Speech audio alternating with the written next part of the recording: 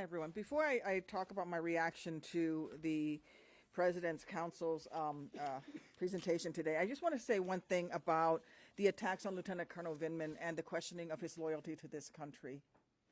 It is a soldier's duty to carry out the missions and the orders that he is given, but it also is his duty to question unlawful orders and to speak up when he thinks that something is wrong.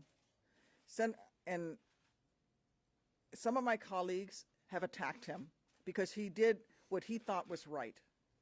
That is not acceptable. That is un-American.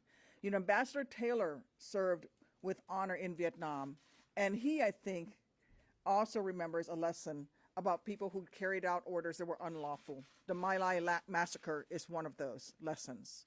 So let me make it clear. You may not agree with the witnesses, but we do not attack them, and we do not attack especially a combat veteran's service and dedication and duty to this country. With that said, America is about freedom and justice. We are about what is right. I've served on a jury. I've been a jury foreman in a trial. And one of the things that we had in a jury were witnesses and documents. And both sides were able to present their case. I would think that the President's Council and the President's team would want to call witnesses in order to exonerate him, that they would want to show us the evidence that proves his innocence. Instead of this is what we get. Highly redacted statements from members of his administration that we cannot even read what's under there. Show us the evidence that proves the president's innocence. Many people are getting their news solely on Fox News and are not getting the full story of the trial because they're not even airing the trial. I think those folks would want to see witnesses and hear from the witnesses and hear and see the cross-examination. That's the American thing to do. You get to face your accusers, you get to bring your documents, your witnesses, and you get to make your case. Well, then let's do it. The final presenter this morning talked about how rushed the House trial was at 70 plus days. And that it was such a rush to get to the end because we wanted to go home for Christmas. Well, then let's not rush this process. Let's go ahead and take the time and let American democracy work so that the rest of the world can see that in America, no one is above the law, but also in America, everyone gets a chance to present their witnesses, get a chance to have their say. Let's show that to the world, what America and American justice is about. After all, we have the absolute right person presiding right now, the Chief Justice of the United States Supreme Court. Who better? When is the better time? Now is the time. Let's have witnesses. Let's have the full documents. Thank you. Senator Smith.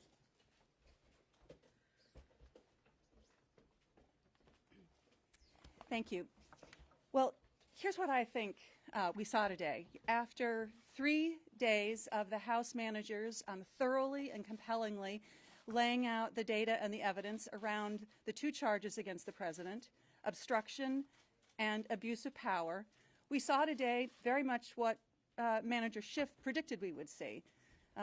Facts or information that appeared to more muddy the water than lay out anything in particular, attacks on the managers, and the whistleblower, whatever the heck that means.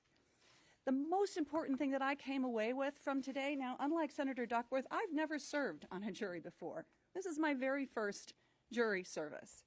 And it never occurred to me that on my first jury service, I would be involved in a trial where there is no cross-examination of the witnesses. There is no documents and evidence that we are able to see brought forth.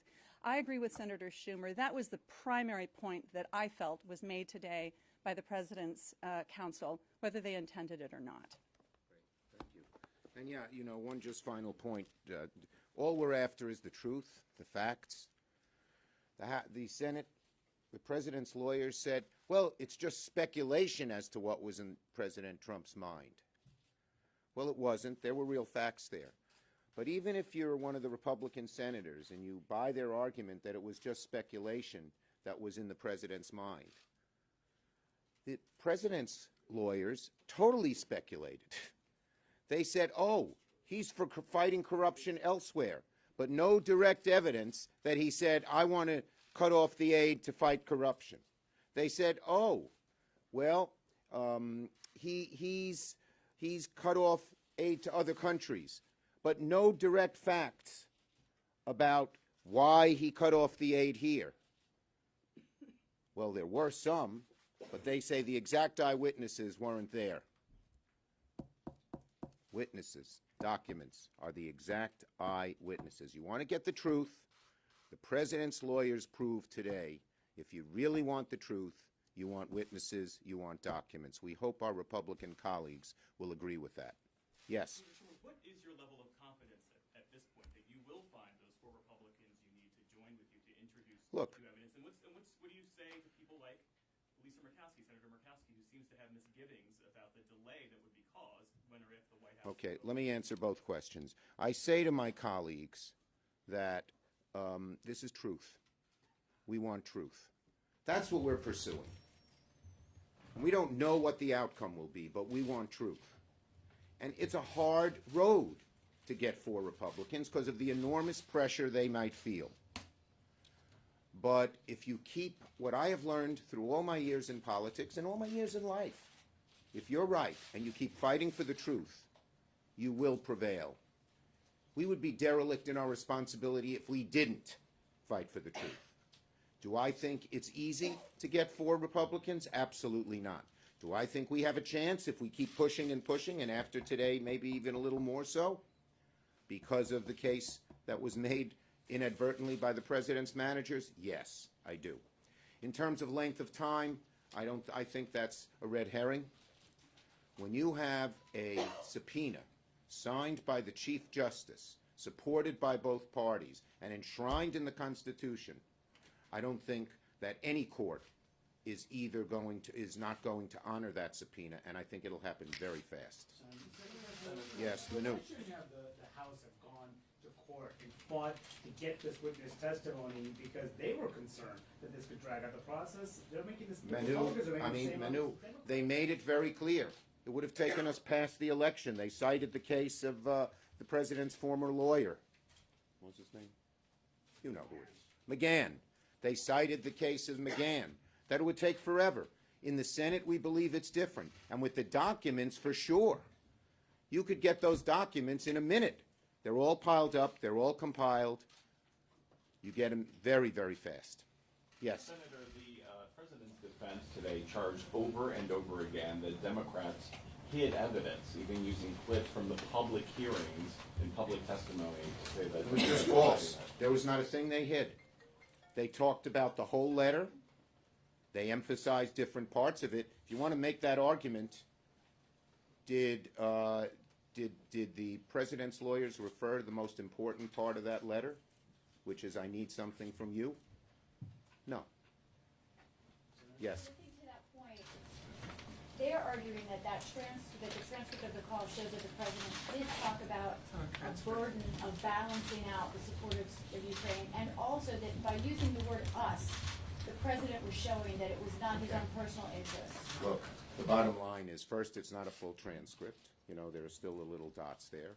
But they left out the most important parts of the letter, and all the evidence that the House managers very laboriously went over for 3 days made it very clear that what the president was intending. The language indicates it. The proof of all the other witnesses and what happened in the following several months is exactly the case. I like, and they cited, well, the president said it's not a quid pro quo. I thought Schiff demolished that argument yesterday, said, well, it's well known in the criminal law when the defendant says I didn't do it, we should drop the case.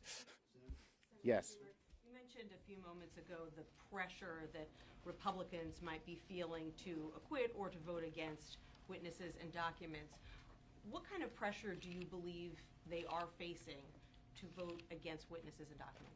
Well, look, I mean, you'll have to look at each person in each situation, but, obviously President Trump is not somebody who sees the other side when it comes to what he thinks he needs, and is someone who doesn't take compromise, doesn't take argument against, and proves pretty vindictive when you oppose him.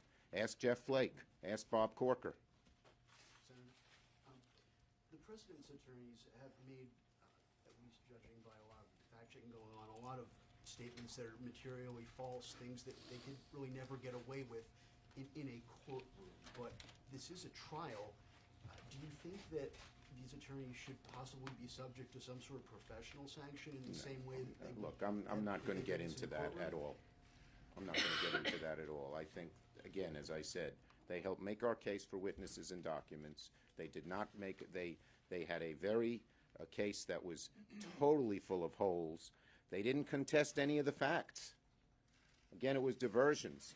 They didn't contest the fact of why the military aid was cut off and why everyone was so concerned and why Mr. Bolton said, I don't want to be part of a drug deal. They talked about, oh, he cut off aid to other places. It wasn't very strong. So, you know, when you don't have the facts or the law, you try to distract and deflect. Yes? Senator, was it at all uncomfortable for Democrats the amount of time they spent on Congressman Schiff and the way he handled that hearing, that this is one thing that they've latched onto? Look, again, I think they always look for diversions. You know, a few days ago it was Nadler. A few days before that it was Pelosi. That's what they do. We have to look forward for we have to go forward and look at the truth and not be diverted by these kinds of ad hominem attacks. Thank you, everybody. Good job.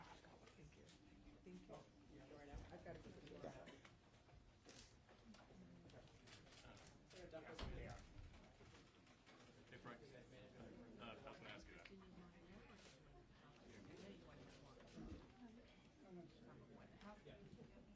They know, literally coming this second. All right, we got it. Here come the House managers. Here come the House managers.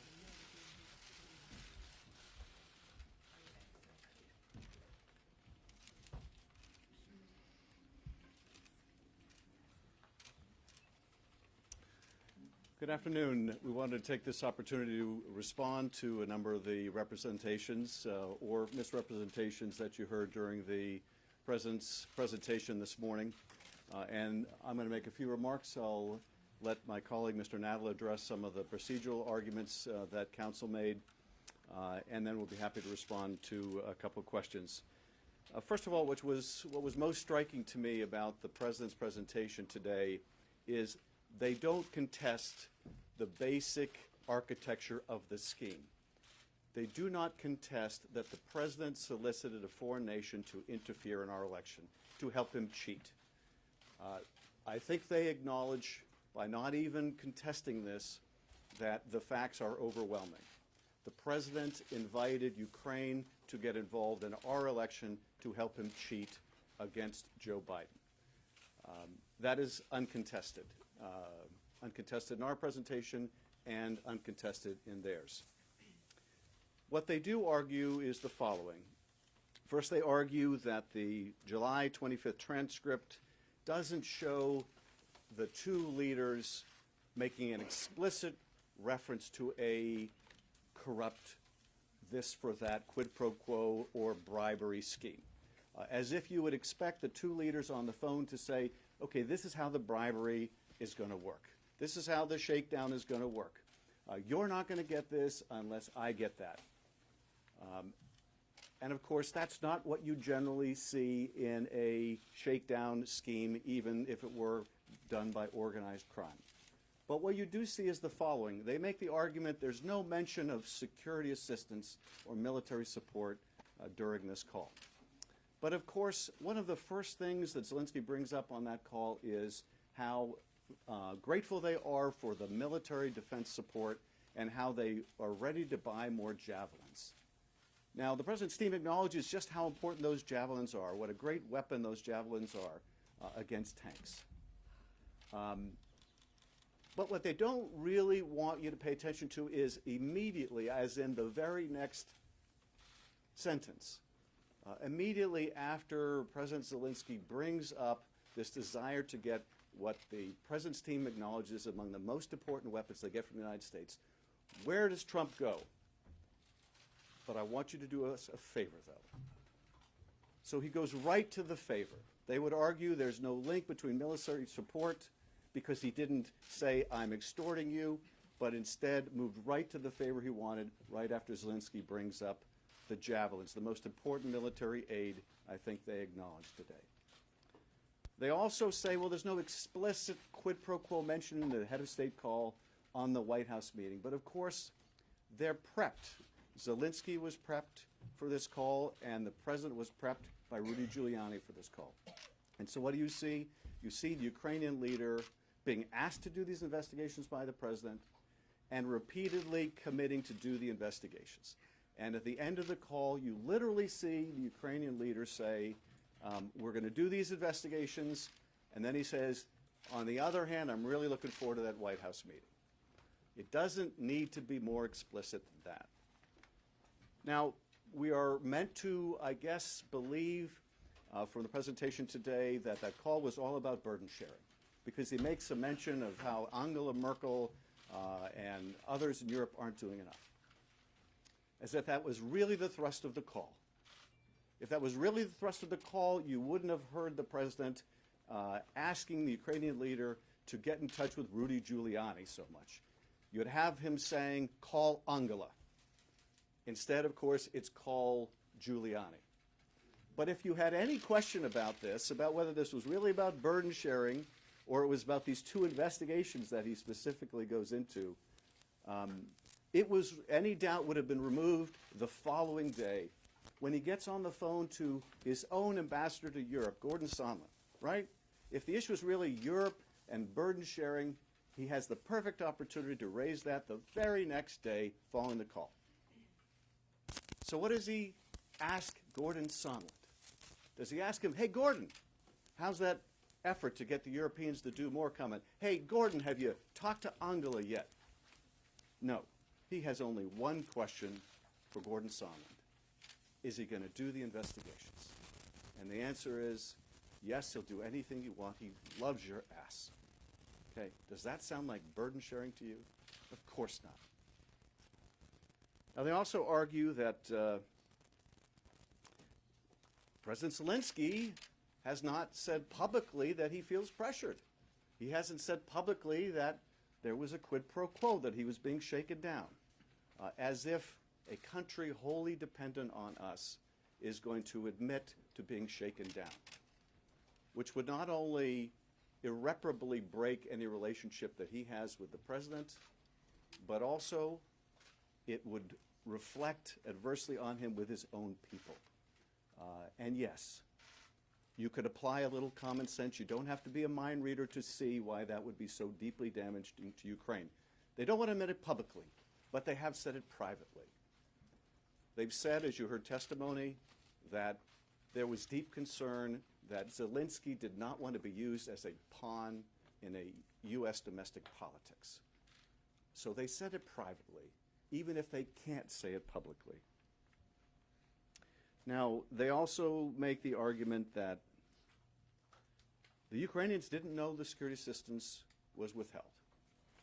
Okay, that's just not true.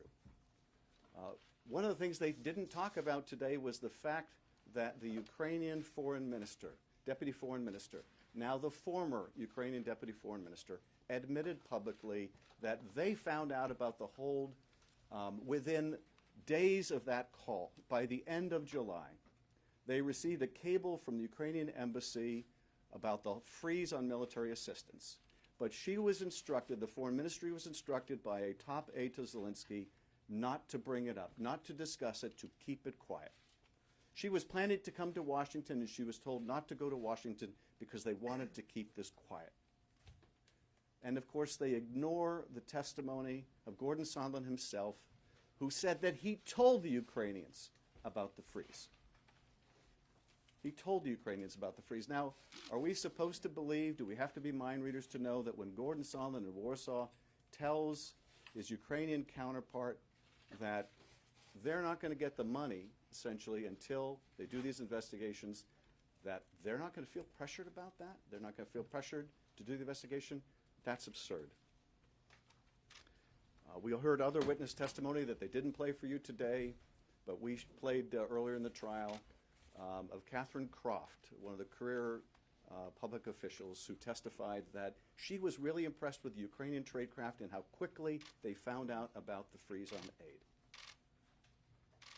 You know, it is impressive because the Ukrainians found out about the freeze on aid before most members of Congress did. And this is the other key point, which is if this was so above board, if this was really about Donald Trump fighting corruption, why did they hide it from Congress?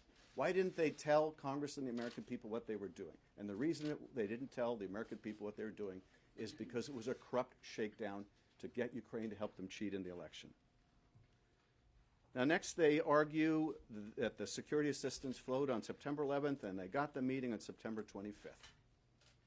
It's the we got caught, no harm, no foul. But as we discussed during the trial, there was enormous harm to the U.S.-Ukraine relationship. There was enormous harm, even with the pause in Russia learning that this president could be so easily manipulated into withholding aid from our ally. There was damage to the confidence our allies around the world have in us because they would learn that we would do such a thing. There was damage because without an active Congress, they didn't mention this today, without an active Congress, it literally took an active Congress, Ukraine wouldn't have gotten 35 million of that aid because of the president's actions. He was caught, yes, and he was forced to release the aid. That does not mitigate his wrongdoing, nor does it lead us to have any confidence he wouldn't do it again. Now, they also say the meeting took place in the European Union and at the United Nations. And the House team didn't tell you about that. Well, of course, we did tell you about that. In fact, we showed you video from that meeting. And what was said in that video we showed you of that meeting, Zelensky saying, I'd still like that meeting in the Oval Office. If we're to believe that a meeting on the sidelines of the UN is just as good as an Oval Office meeting between two heads of state, it certainly doesn't seem that way to President Zelensky, who was still, even as they were meeting, saying, you know, I still really want that meeting in the Oval Office. They also make the argument that the president strengthened U.S. support for Ukraine. Really? This is how he did it? By being unwilling to meet with the president of Ukraine in the Oval Office? By withholding hundreds of millions of military aid, requiring Congress to step in? By violating the law, by violating the Impoundment Control Act, by keeping it a secret from Congress? This is how he shows support for an ally. With support like that, our allies should hope they get a lot less support. This was deeply destructive of the relationship. And of course, President Zelensky still can't get in the door of the Oval Office, but the Russian foreign minister can get in. The president is more than willing to meet with Putin at any time, but not with our ally, apparently. Now, one of the most extraordinary arguments, though, and this really takes your breath away, and this also, I think, underscores the real danger to this country by this president's continued occupancy of the Oval Office, is the argument that Jay Sekulow made, essentially that the president has good reason not to trust his own intelligence agencies, and the corollary of that is he has good reason to trust Vladimir Putin more.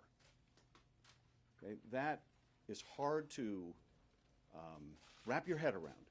But that is the argument of the president's lawyer. He has every right to disbelieve his own intelligence agencies and thereby accept the opinion of our adversary, Vladimir Putin. Everything is perfect, including the president's performance in Helsinki, apparently. Now, they say that it's a false choice to say, well, if Russia intervened in the election, why couldn't Ukraine have intervened? Never mind that that contradicts what our own intelligence agencies, what our own FBI director, what our own bipartisan Senate Intelligence Committee found, what the Democrats on the House Intelligence Committee found, what the Republicans on the House Intelligence Committee sometimes admit and sometimes not. Never mind all of that. They say, why couldn't both countries have intervened? Well, first, they didn't, okay? There was only one systemic interference in our election, that was by Russia. But second, what they're talking about here, what the president is talking about here, is the server, Well, unless we're to believe that both Russia and Ukraine hacked the same server and were responsible for the same hacking and dumping campaign, then we are talking about one country's interference, and that is Russia. And that the president continues to this day, through his lawyer, to say that they should trust the opinion of Vladimir Putin and Russian intelligence propaganda over their own intelligence agencies about this whole CrowdStrike, kooky, crazy conspiracy theory ought to alarm every American.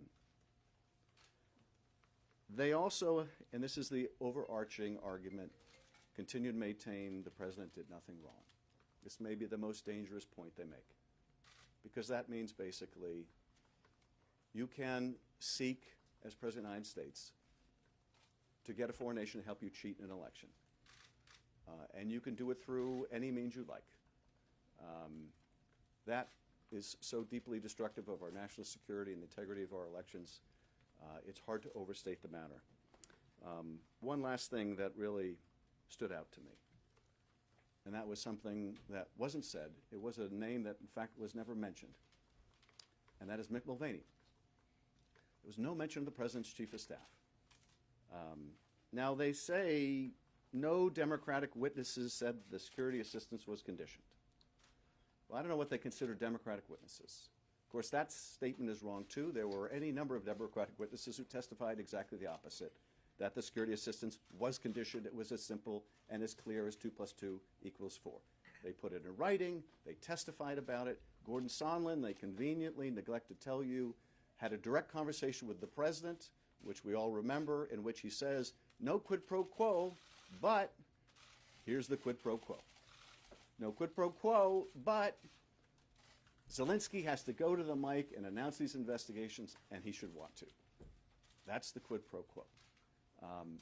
So I don't know, maybe they consider him a Democratic witness, but what about Mulvaney? When they say no witnesses made the direct, no witnesses could directly put words in the President's mouth. Well, first of all, of course, Gordon Sondland did, but what about Mick Mulvaney, who admitted in a press conference just like this, of course we did. It happens all the time. Get over it. No mention of the President's Chief of Staff. Now, why is that? This gets me to my final point before I turn it over to my colleague. Why did they make no mention of Mick Mulvaney? Why would they have you look away from the fact that the President's own Chief of Staff has admitted to the most pernicious part of this scheme, which is the withholding of military aid to get Ukraine to do these investigations? Why would they make no mention of that? It gets back to something they argued in the first 2 minutes of their presentation when they were attacking the House managers. They said, the House manager's goal should be to give you all of the facts. That is our goal.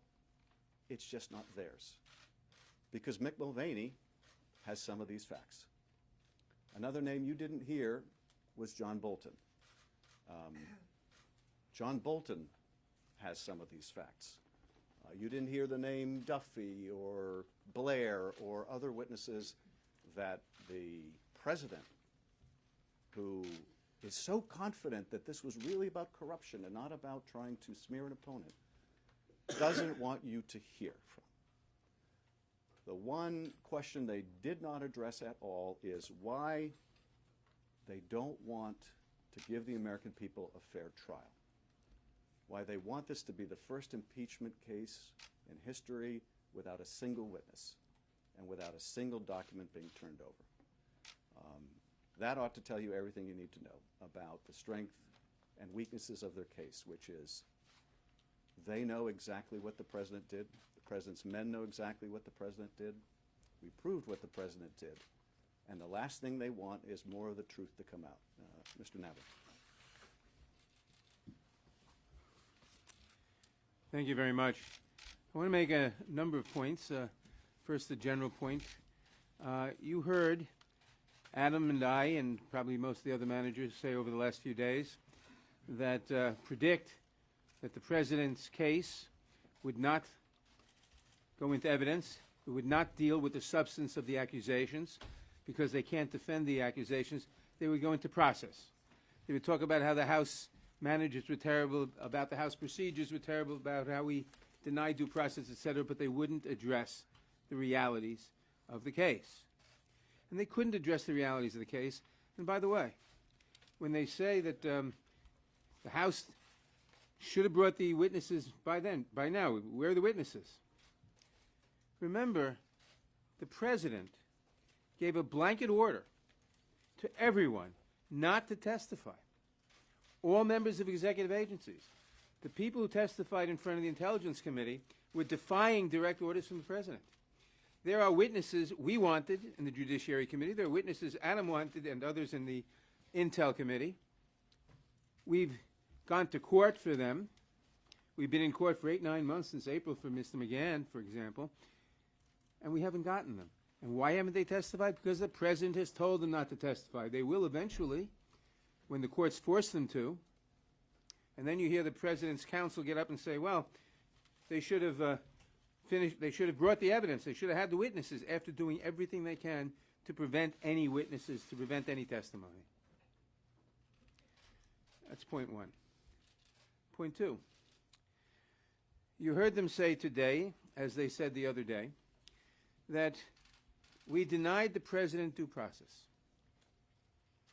We denied, again, it doesn't deal with the issues in the case, but we denied the President due process. We in the House. We wouldn't let them testify. They had secret hearings in the basement. Well, the Intelligence Committee held hearings in the basement where all the Republicans and all the Democrats from 3 committees were there, could ask any questions they wanted. And then they had public hearings where all the Republicans could ask any questions they wanted. And then we held hearings in the Judiciary Committee. And we specifically invited, as I mentioned the other day when I pointed out that Mr. Cipollone was lying, we invited the President to testify. We invited the President to send any witnesses he wanted. We invited the President to cross-examine any witnesses. We examined them asked him to do anything else, do anything he wanted. Here's my letter of November 26th, addressed to the President. Dear Mr. President, C.C. Pat Cipollone, counsel to the President, President's lead lawyer here today. I write to ask if you and your counsel plan to attend the hearing or make a request to question the witnesses. 3 days later, on November 29th, I write again. I am writing to determine if you're, to the President, C.C. to Mr. Cipollone, I'm writing to determine if your counsel will seek to exercise the privileges. In particular, please provide the committee with notice of whether your counsel intends to participate, specifying which of the privileges your counsel seeks to exercise no later than 5 p.m. on December 6th. Here's the White House letter in response, dated December 6th, from Mr. Cipollone, rejecting our offer, just hurling invective. As you know, your impeachment inquiry is completely baseless and has violated basic principles of due process and fundamental fairness. Nevertheless, the Speaker of the House yesterday ordered House Democrats to proceed with articles of impeachment before your committee has heard a single shred of evidence, and saying they will not participate in the hearings. So they're not interested in due process. They're not interested in all they're interested in is stonewalling the House, then coming here a few months later and lying about it and saying that the House didn't give due process. Second point. And then notice again that it doesn't address the question, the key question of what did the President do that Adam was talking about. Second, they say that, well, we didn't defy subpoenas that were legitimate subpoenas. Those subpoenas were not properly authorized by the House, they say, because the House didn't pass a resolution authorizing the subpoenas. Number one, under the Constitution, the House sets its own rules and sets its own rules for how subpoenas are issued. And if we issued the subpoena, they're presumptively valid. It's not for the President to say that the House issued a subpoena in the wrong manner. Number two, every single one of them had a resolution. Because at the beginning of session, every 2 years, the House adopted a general resolution empowering the issuance of subpoenas by committees, which is what was done. So that's simply wrong. And out of the power of the president to defy the House because he thinks the House didn't follow its own procedures. The House can make its own procedures and follow it to its heart's content or not. It's none of his business, frankly. He has an obligation to respond to House and Senate subpoenas, as does anyone else. Third, they argue that we must not impeach the president and remove him from office because this would upset the election. And after all, there's another election coming up. That argument would say that the impeachment process does not belong in the Constitution. There are always elections. What do you need an impeachment process for? And exercising the constitutional power of impeachment is stealing the election. Nonsense. The point of the impeachment provision in the Constitution is to deal with dangerous presidents who cheat on elections or try to cheat in stealing the election, as this president did and is trying for next time. The point of the impeachment process is that the framers of the Constitution knew that there might one day arise a criminal president who tried to upset the constitutional order, who tried to destroy liberty, who tried to arrogate power to himself, who tried to make himself a dictator, who tried to steal an election.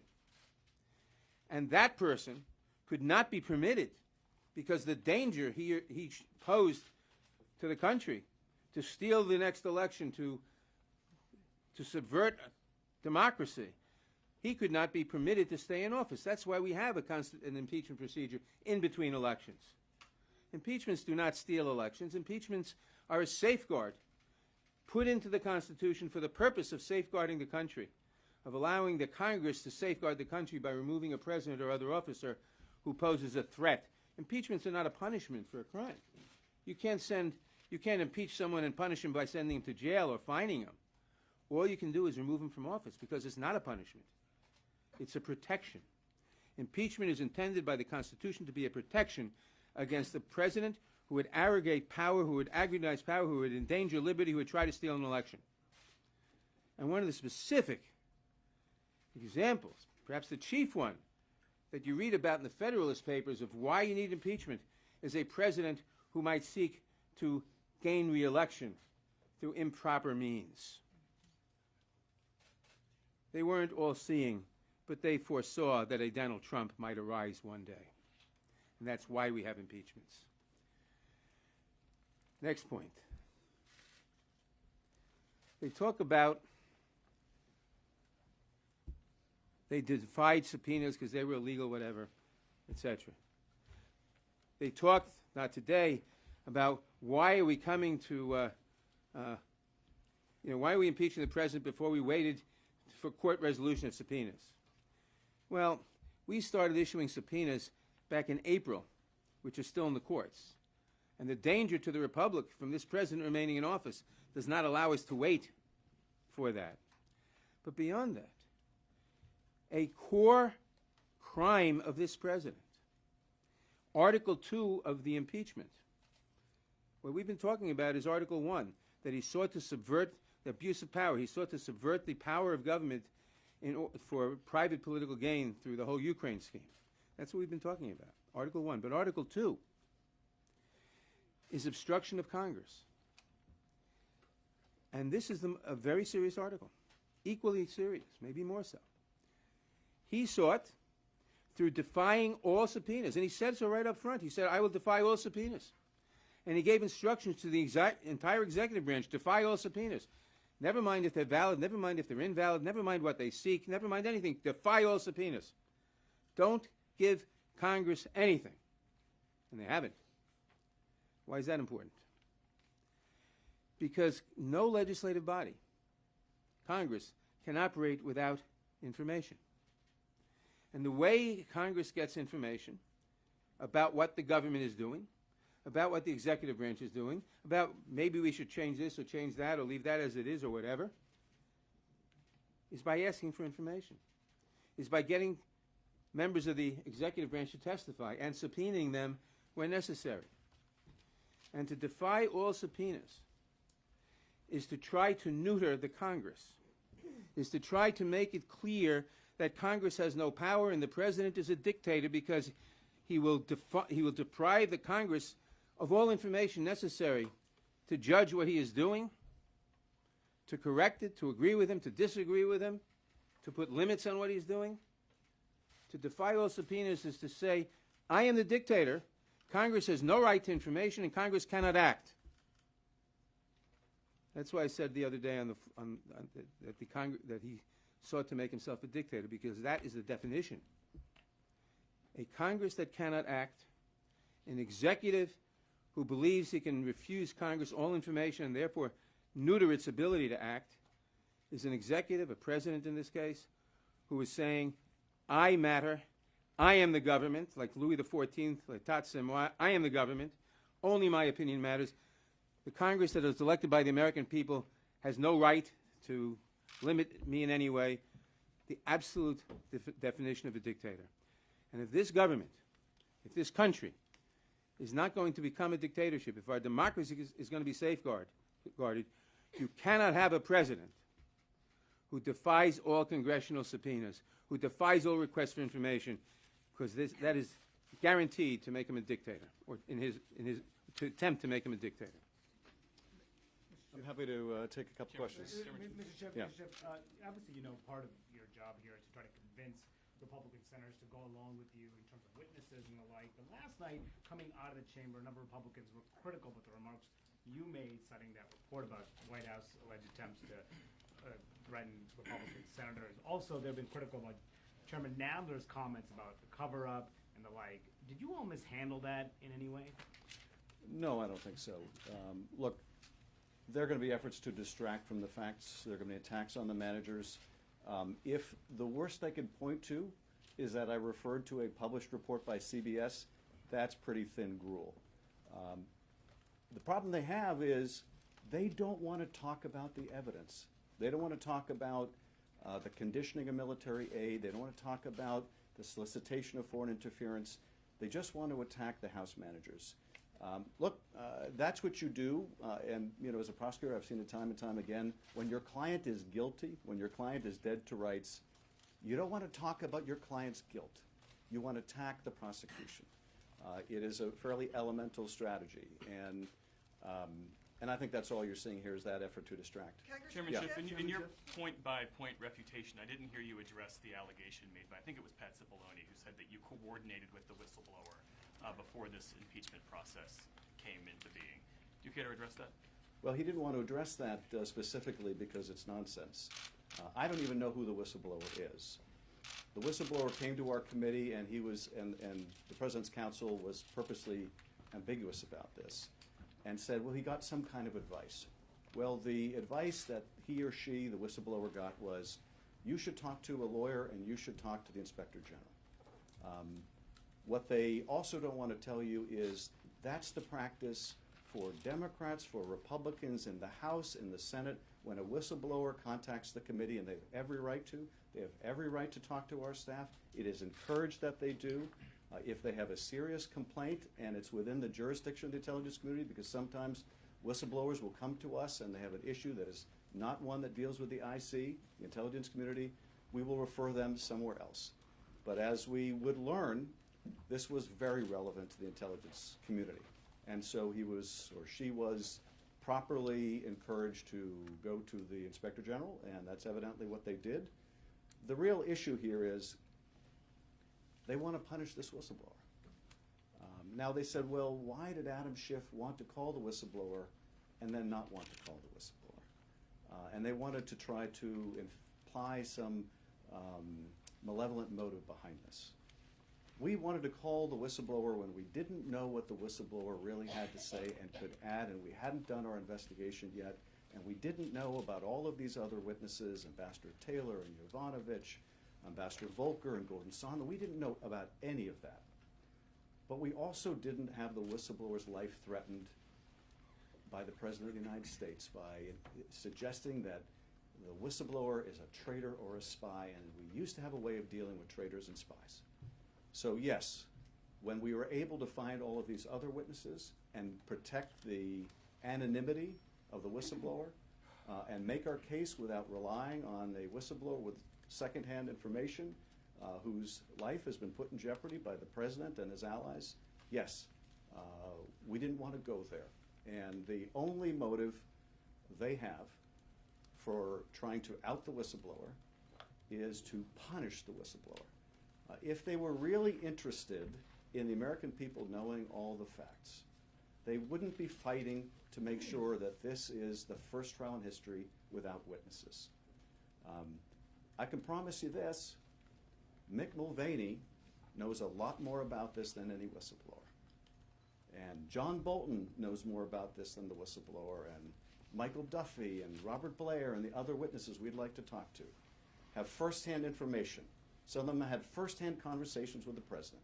So why is it that the administration doesn't want them outed? Why doesn't the administration want them to talk to the American people? Because they know it would only incriminate the president. Make this the last question. Could you explain how the question process will work? Meaning, I know it's going to be written. Is it unlimited questions? Does every senator just get one? Who decides how to do it? Because it seems these questions could bring up on both sides, in a sense, rebuttals that neither side has. Yeah. Well, I think that's exactly how the process will work, and did work the last time it was used, and that is there'll be 16 hours set aside for questioning. If we follow the practice that has been used in the past, it will alternate questions by Democratic senators and then questions by Republican senators. They will go to one side or the other, the president's team or the House managers, but not both. Although in the past, you would have a question directed to one side, and then the following question might be directed to the other side and might be on the same subject. And yes, those questions will allow us to respond, because at this point, the president's team will have the last word. They can mischaracterize what we say, or they can mischaracterize witness testimony. And in those questions, we hope to have the opportunity to respond and rebut. But one other point I want to make, and then I want to invite any of the other House managers that haven't had a chance to talk yet, if they'd like to add anything, is, as we outlined in the beginning of this process, to go to those questions after the opening statement by the president's team is to do this completely backwards. Because unless they have already predetermined that they will cater to the president's interests and deny the American people a fair trial, and deny them the opportunity to hear from witnesses, and deny them the opportunity to see documents, they should have an opportunity to ask questions about those witnesses and what they had to say and about those documents. But the way that Senator McConnell and the White House have designed this process to work, they want the senators confined to questions without the opportunity to ask them about these witnesses. Who picks the questions? I mean, do you collect them all? You have your side and their Well, side? I would assume, although I'm not sure, that the senators will submit their questions to their leadership. The leadership will submit their questions to the justice, and the justice will ask the questions, I believe, if I remember correctly, from the last trial on behalf of the managers. Let me just ask if there are any of my colleagues who haven't had a chance to speak would like to add anything. Chairman, Then we're going to leave it at that. Thank you very much.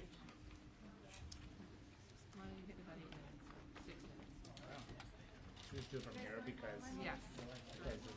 it's not that bad, right? Go ahead. Do it from here. Just do it from here. Are you getting